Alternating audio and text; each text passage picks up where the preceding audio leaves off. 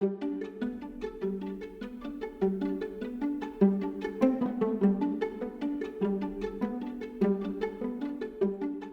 we are in the most stunning setting here in Golden in Ireland. Tell us about this place. Golden's a nice part of the world. I'm from Cork originally, but I moved up here 16 years ago, and it's a nice part of Tipperary. It's a nice part of Ireland, and you picked a good day to come. We sure have.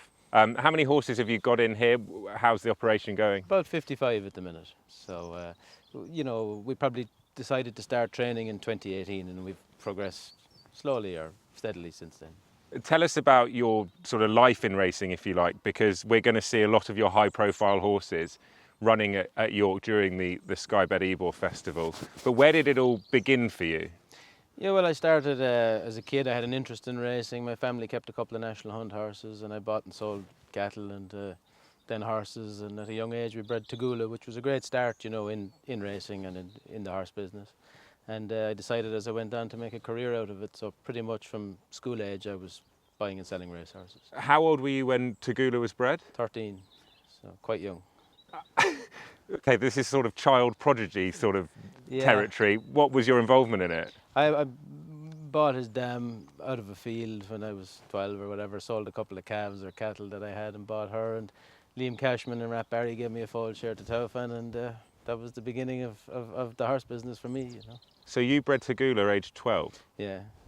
So, and I was lucky with mares after that. I bred Serious Attitude, won the Cheveley Park, and owned the dams of lots of group horses, and we've been lucky over time, I know I sort of semi said it in jest, but when you speak there, I'm sort of being serious. Do you think you were a bit of a child genius, a prodigy in this sphere? Not at all. I was lucky. It was good to I was lucky that good horses landed with us, and it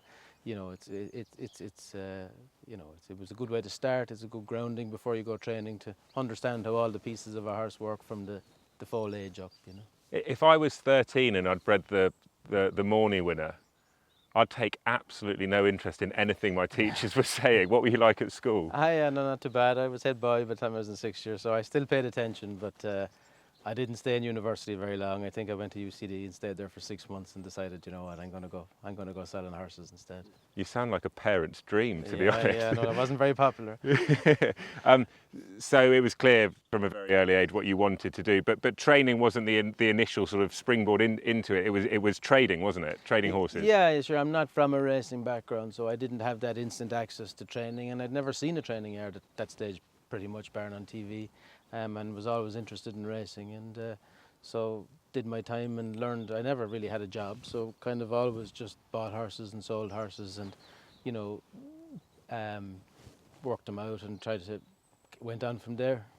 Were there benefits of that background that you were able to use when you did set up training, and what were the advantages of that? I think there's huge advantages for someone like me that had reared horses, bought and sold horses, and produced horses for sales or breeze-ups or whatever, in that I had a great understanding of how the horse worked as an individual before I ever tried to make it go fast. So probably, as opposed to some lad who's been a brilliant rider and got off a horse and, he's been a great jockey, but, it's harder for him maybe to understand how the horse thinks and works, and, I think I had an advantage over maybe some people that way, and it was all sort of made by mistake. So if you made the mistake, you had to learn and move forward. You didn't want to be making it twice. So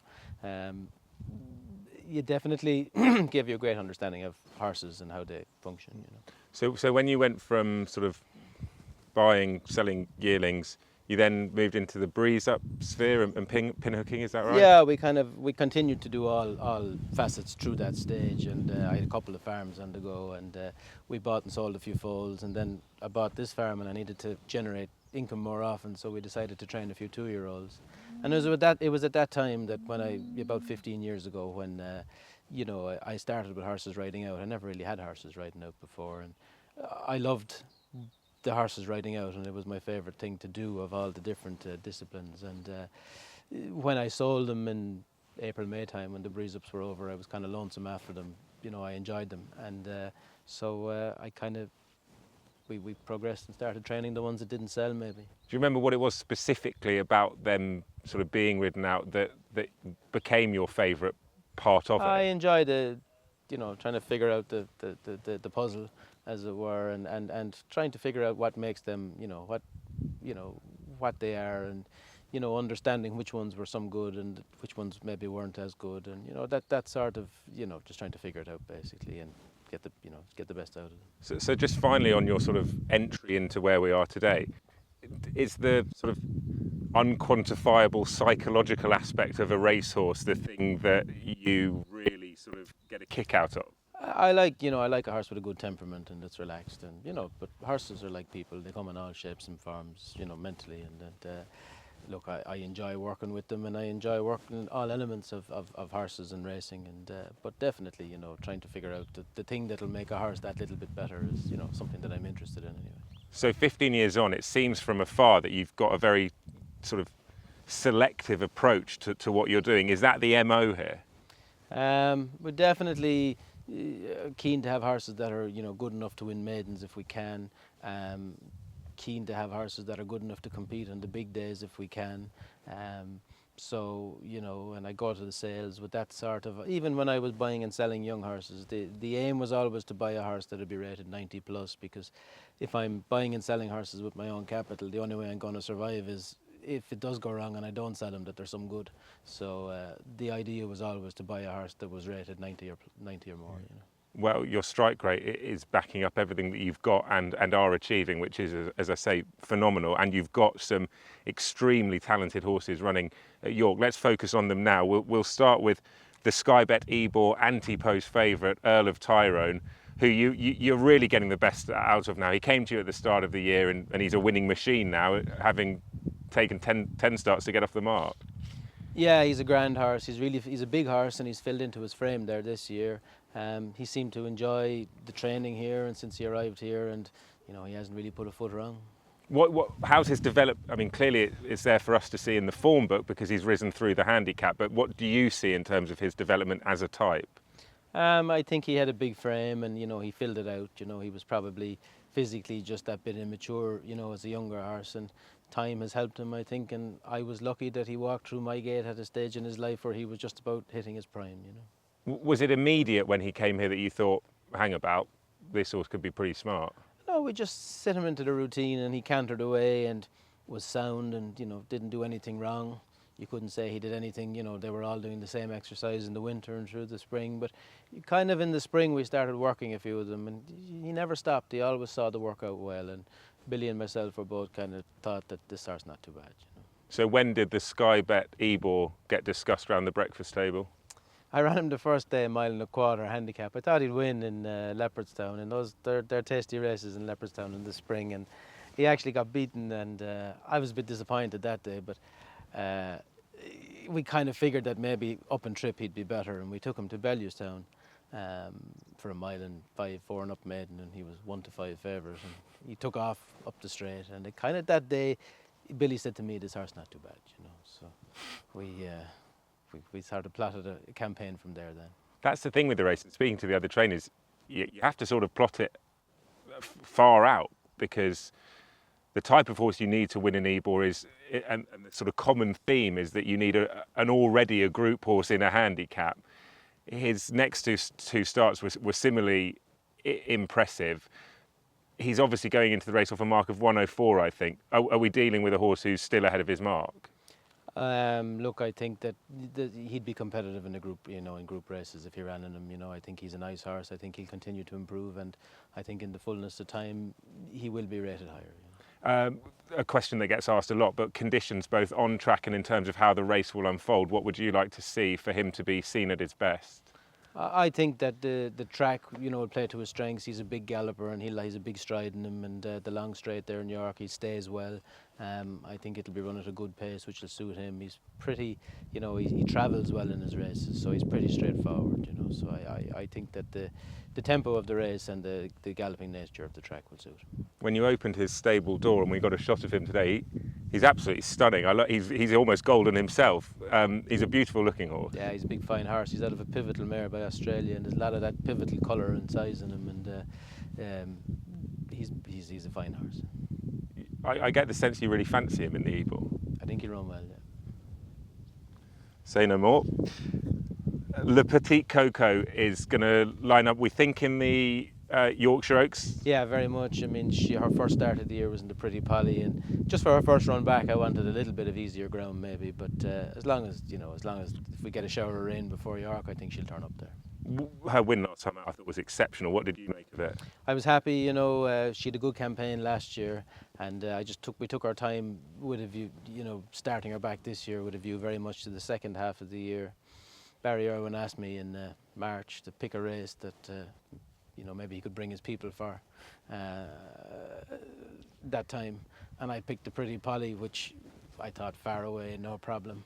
But as we got close, as people arrived here the day before the race, and I was like, I hope I picked the right race. But anyway, it worked. So we had all of Team Valor here for the first time, and they enjoyed the day when the filly won the Group 1. Well, that's really special that they were there to see it. But it was your first Group 1 win as well, wasn't it? I know Pearls Galore was very close to winning one last year in the Matron. If you were sort of speaking to that 12-year-old breeding Tagula saying, one day, Paddy, you'll be a Group 1 winning trainer, what would you have said to him? Yeah, sure. I said if you win one, keep going, try and win more.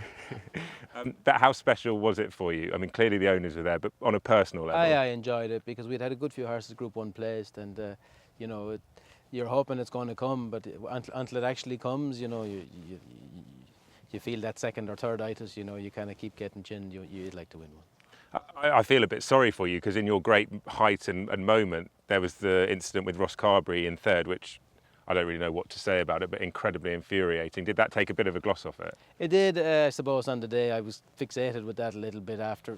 During the race, we enjoyed it, and just in the aftermath, I had to go to the Stewards' Inquiry and deal with the fallout from that. And, I came home on my own. Claire, my partner, came home on the truck, and by the time I got home, I'd kind of reasoned it out that we'd won a Group 1 and it was time to, enjoy that. But for a couple of hours, it just, it was sort of, and in the following days, it was all that was talked about, really, was, But anyway, look, it's life, and hopefully Ross Carberry will get her chance to have her own Group 1 glory, and, Will she be running in the Yorkshire Oaks? I'd probably rather keep them apart, but she's ready to run in it. Both are in the Yorkshire Oaks, and both are in the Jean Romanet at Deauville on Sunday. So I'd imagine if Coco goes to York, that Ross Carberry will go to France. She's a big strapping filly, isn't she? Yeah, she's a nice filly, and she's had a good year, and she's come through the handicap route, and she's won on the all-weather at a mile in the 1st of April to Leopardstown the last day at a mile and 6, and she's won on all kinds of grounds, trip ground, everything comes alike to her, and she's every time she's ran, she's improved. So hopefully she'll keep doing that. What do you make of the Yorkshire Oaks? On paper, Alpinista, Magical Lagoon. I'm sure Aidan will be sending a few in there, but Tuesday perhaps the Oaks winner. It looks a warm race, doesn't it? It looks a very good race. Of the fillies races that have been run this year, it looks very good, and I'd love to partake in it. I'd love Coco to run.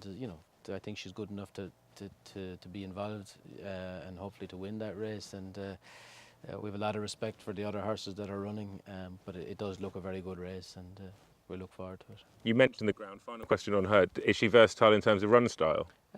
Coco, she likes to get on with things. She's not really one that likes to hang around. She's very quiet and easy to train at home, but when she gets to the races, she likes to get on with things, and she's not one you'd be holding up.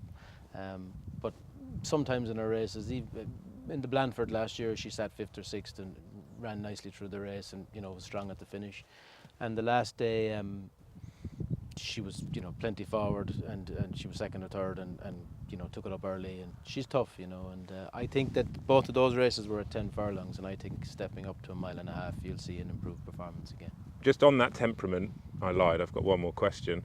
She seems like a lamb in her box today, but you've got that long walk across the naves line. If she wasn't getting on her toes, would that be for our viewers, for example, you'd want to see it? Perhaps? She's very relaxed. The only time she really gets sort of in the zone is when you put the saddle on. Right. As soon as the saddle goes on, she knows what she's there for. She knows what she has to do.